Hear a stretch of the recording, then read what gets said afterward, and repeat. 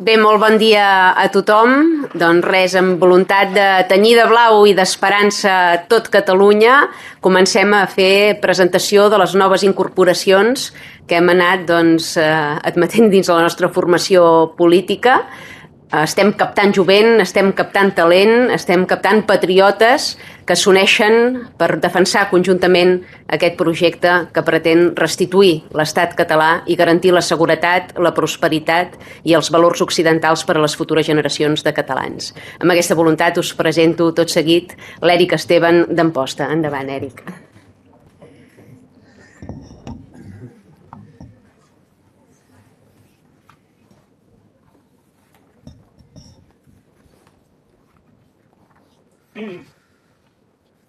Bé, bon dia, gràcies presidenta, gràcies a tothom. Primer que res, permeteu-me presentar-me. Soc l'Èric Esteban, regidor electe a l'Ajuntament d'Amposta des del passat del 2023. Soc docent, soc enginyer en telecomunicacions i per tant soc autònom. M'apassiona la meva feina, però també veig la realitat. Un sistema educatiu en crisi, justament aquesta setmana estem amb vagues, i uns autònoms cada cop més ofegats. I també, si em permeteu, com a pare d'una nena petita, no pots mirar cap a un altre costat. Has d'implicar-te, pel present, però sobretot per la meva filla i pel futur de les noves generacions. El Montsià existeix, les Terres de l'Ebre existeixen. Som catalans, ens sentim catalans i a més som una de les zones del país on més es parla la nostra estimada llengua. Per tant, exigim ser ciutadans de primera i no de segona. Amposta, avui en dia, és un reflex de com governen les esquerres d'aquest país. Una ciutat deixada, grisa, on impera l'incivisme i la delinqüència. On en pocs anys ha crescut molt la població i no serà pels naixements dels propis catalans. Quan et fas gran, treballes, formes una família, pagues els teus impostos i compleixes amb els teus deures, veus que els teus drets no es respecten i per tant el problema no és teu, sinó és del sistema. La història ens ensenya que els grans canvis polítics comencen des del municipalisme. Per això, si volem un canvi real al país, necessitem un partit fort als ajuntaments. I permeteu-me fer una crida clara, que la gent perdi la por. La por del què diran. La campanya mediàtica ja sabem que ha començat. Etiquetes, desqualificacions, menyspreu, cordons sanitaris i tot per a què? Per dir sense embuts el que pensa molta gent?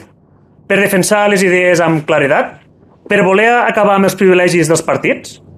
En definitiva, a Amposta el canvi el farem amb un equip jove, preparat i sobretot amb molta il·lusió. Un equip on la política no sigui el seu modus vivendi i que, per això, pugui prendre decisions valentes amb convicció, humilitat i dosis de realisme, sense res a perdre. No prometrem, per exemple, el que no podrem complir. No direm que baixarem impostos demà. Amposta té actualment un deute viu de 21 milions d'euros i tenim la ciutat com la tenim. Hem de ser totalment realistes. Primer cal posar seny i ordre, auditoria externa, reducció de despesa innecessària, inversió real en el manteniment de la ciutat i, sobretot, fiscalització de les ajudes del padró municipal i lluita contra les ocupacions il·legals. Ja tindrem temps, evidentment, per anar a explicar les nostres propostes de govern, però Amposta ha de tornar a ser la capital del Delta de l'Ebre. Mereix ser una ciutat neta, segura i amb futur. Mereix un govern que digui la veritat i amb sentit comú, sobretot que diguen realitats com a pams. Per a mi és un honor que Aliança Catalana hagi apostat per la meva persona per encapçalar la futura llista de les eleccions municipals de l'any vinent, a la ciutat d'Amposta. Al mateix temps, també és un privilegi estar aquí, al Parlament de Catalunya, i ser el primer alcaldable del partit que s'anuncia públicament. Per això avui no només fem la presentació d'un candidat, sinó també presentem una alternativa real a Amposta. Per tant, moltes gràcies, visca Amposta i visca Catalunya Lliure. Lliure!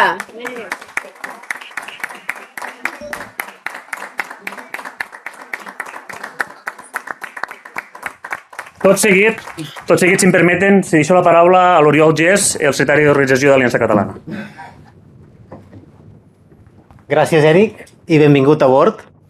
El que fem avui per Amposta és el començament d'una sèrie de presentacions que replicarem a molts municipis d'arreu del país, perquè Aliança Catalana hem vingut a construir una alternativa real des de la base, des del municipalisme.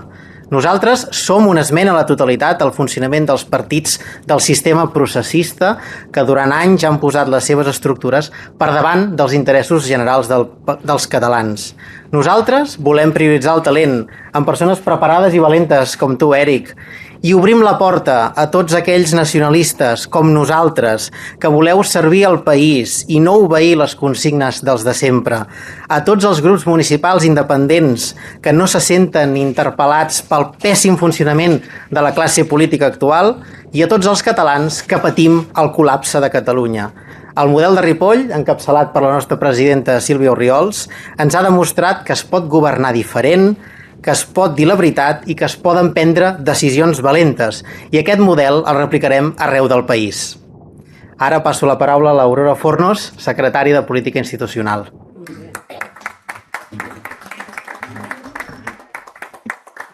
En primer lloc, disculpar l'absència del president del Montsià, l'Adi Orill, que per temes personals avui no ha pogut estar aquí present.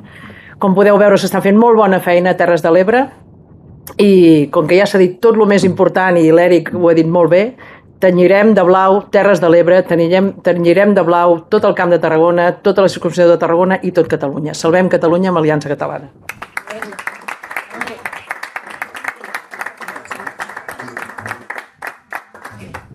No sé si algú té preguntes que vulgui formular-nos. Sí, senyor Orriols. Ha dit vostè que aquesta, el senyor Gés, em sembla que ha sigut, que seria la primera presentació de moltes. Jo, perdoni que em vulgui centrar en el tema de Barcelona. Jo no sé si la candidatura la teniu presentada, serà una d'aquestes pròximes presentacions, si esteu treballant en tot això.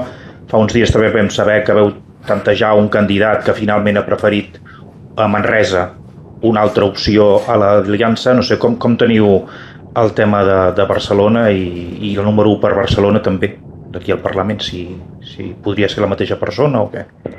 Sí, el número 1 de Barcelona l'anunciarem, si Déu vol i no hi ha res de nou, el proper 23 d'abril coincidint amb la Diada de Sant Jordi.